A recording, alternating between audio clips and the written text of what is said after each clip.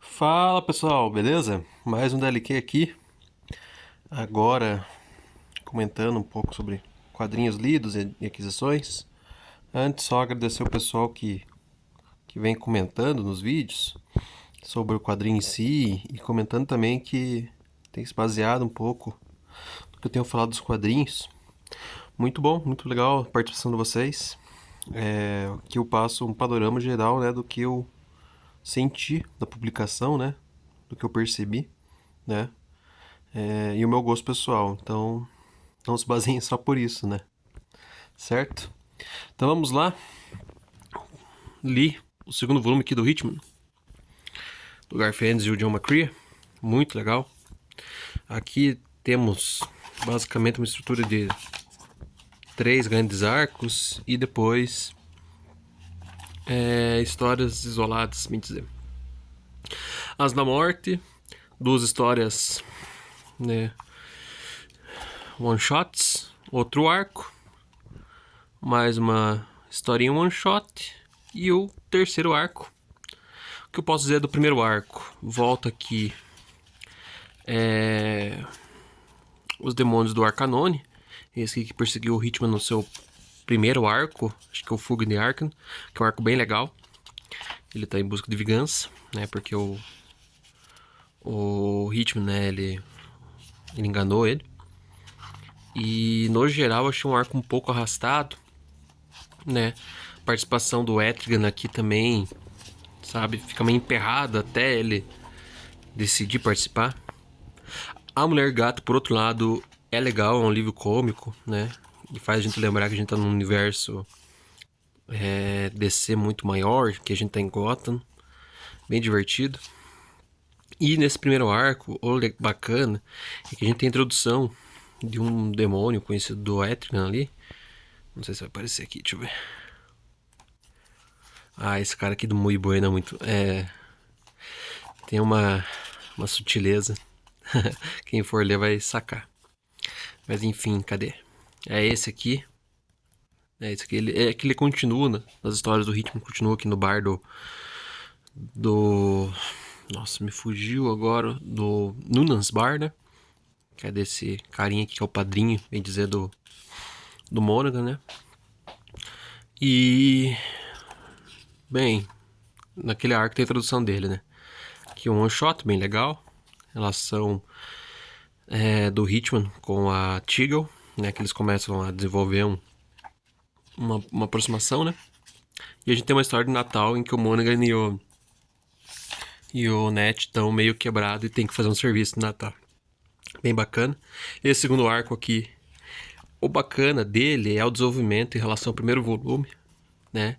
Ele pega um acontecimento da vida do Monaghan e do Net da época de guerra, que já foi comentado lá no primeiro volume da série, e mostra que tem consequências. Então bem bacana assim. Acho no geral bem construído, né? Depois a gente tem... Cadê aqui? A gente tem a finalização aqui do arco, né? Enfim.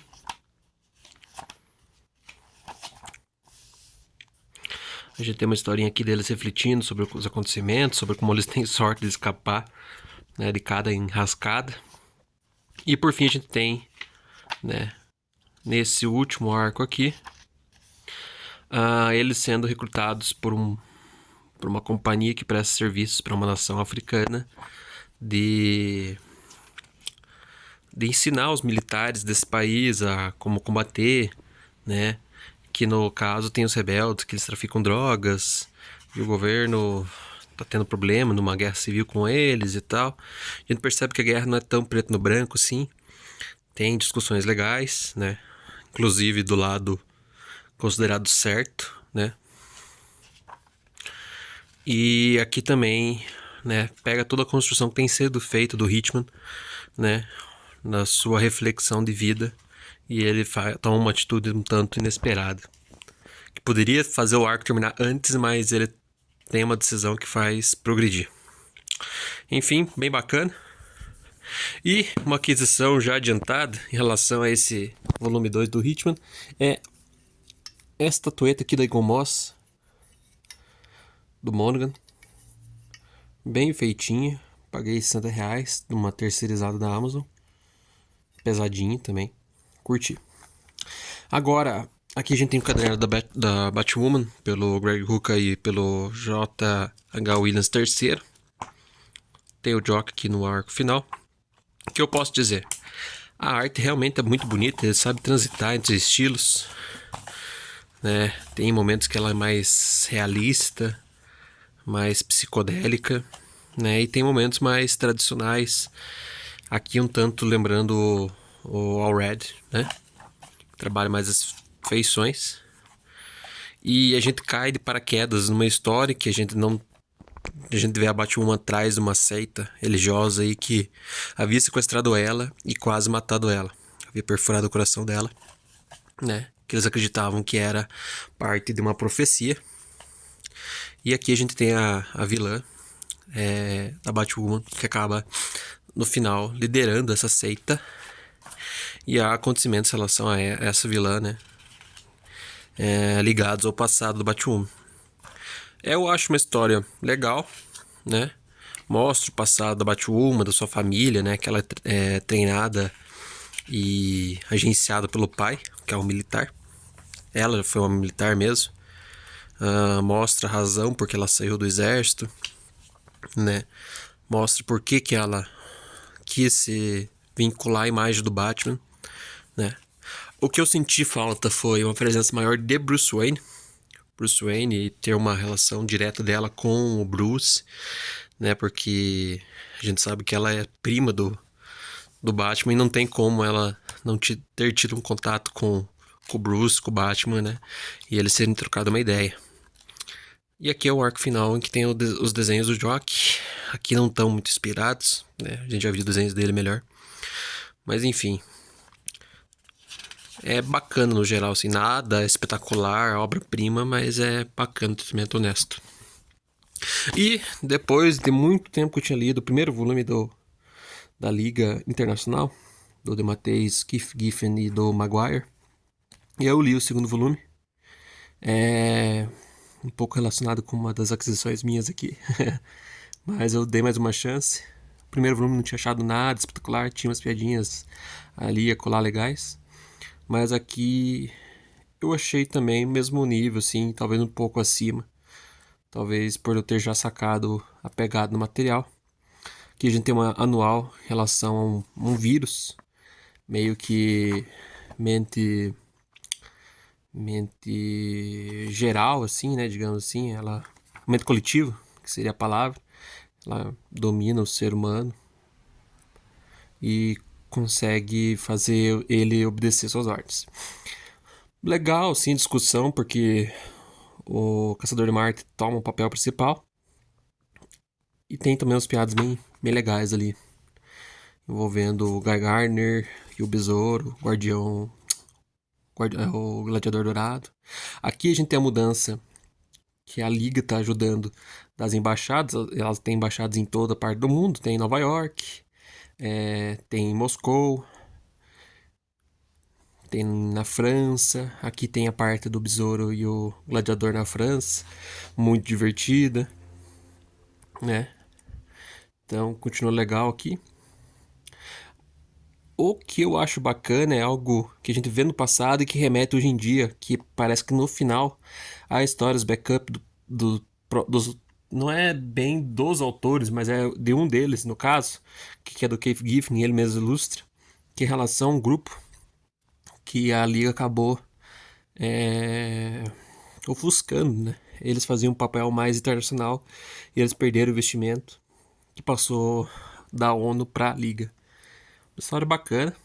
Aqui a gente vê um pouco mais da Liga agora num evento. Seria num tain de invasão.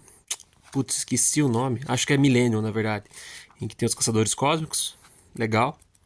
São duas histórias no caso. Essa e a próxima aqui. Em que eles já estão no planeta dos Caçadores Cósmicos. E tem a apresentação desse Lanterna Verde aqui, o Gnort, que depois vai fazer parte mais constante da Liga, pelo que eu vi nas capas.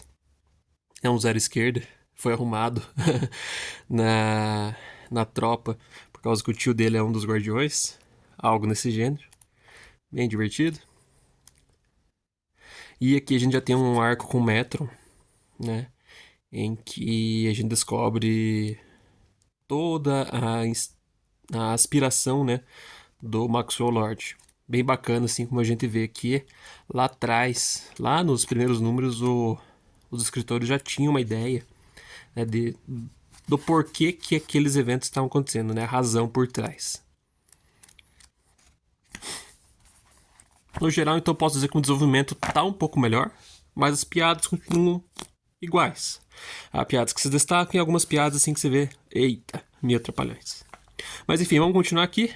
Como eu tinha dito, uma das razões que eu peguei, que eu li esse segundo volume foi uma das aquisições. Esse terceiro volume eu achei bem barato no Shopee, comprei. Aqui a gente já percebe já as histórias relacionadas ao Esquadrão Suicida. Tem aquele segundo volume do Ostrander. Então, ó, histórias repetidas aqui. Depois dessas duas histórias, daí vem histórias que não estão repetidas em nenhum material da Panini recente, né? Até onde eu sei. Enfim, bacana. O projeto continua na mesma atuada. Os desenhos e tal. Nessa mesma compra eu peguei o Batman Jardineiro, do Scott Snyder e do Greg Capullo, dos 952. Eu gosto muito do desenho do Greg Capullo no Batman. Os roteiros do Snyder não sou tão fã, mas tenho um pouco de nostalgia porque quando estava lançando os 952 mensalmente, foi um período que eu comecei a ler. Ali quando tinha A Cor das Corujas, Ano Zero ali com o Charada. Então remete um pouco ao tempo em que eu comecei a colecionar. E o desenho do Greg Capullo eu acho que combina assim, sabe? Tá pra vir também o Peso Pesado que eu comprei. Na Americanas comprei bem barato. Que é a prévia desse arco aí. Comprei Superman Entre a Foice e o Martelo. Já é um quadrinho bem conceituado há um bom tempo.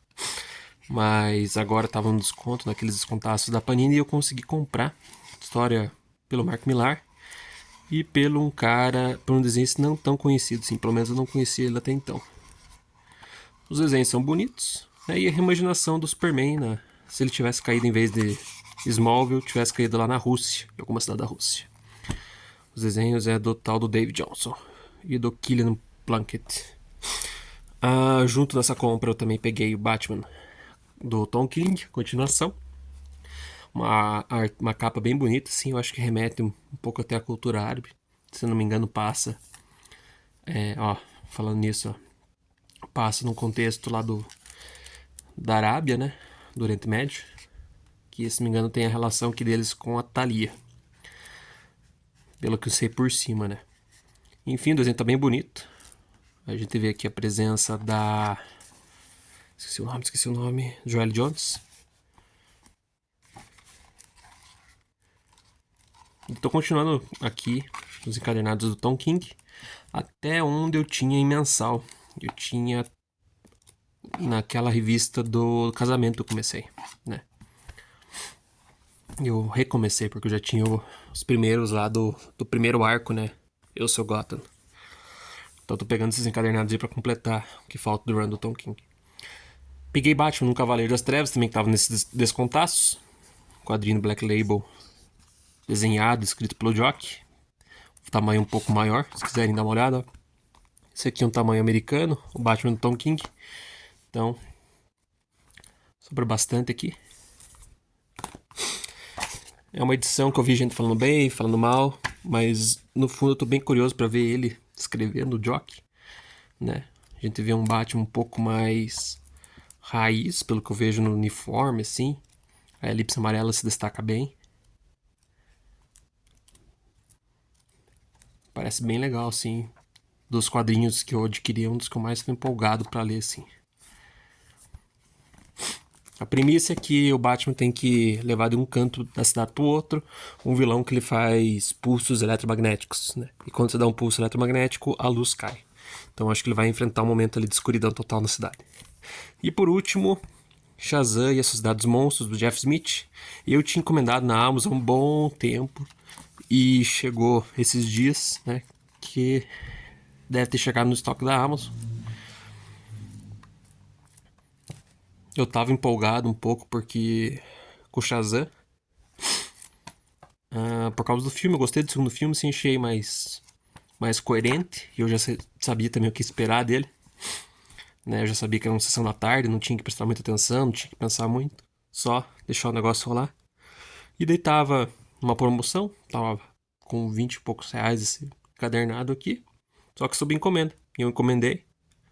E chegou esses dias. Então é isso, mais um daqui finalizado por aqui. Até mais.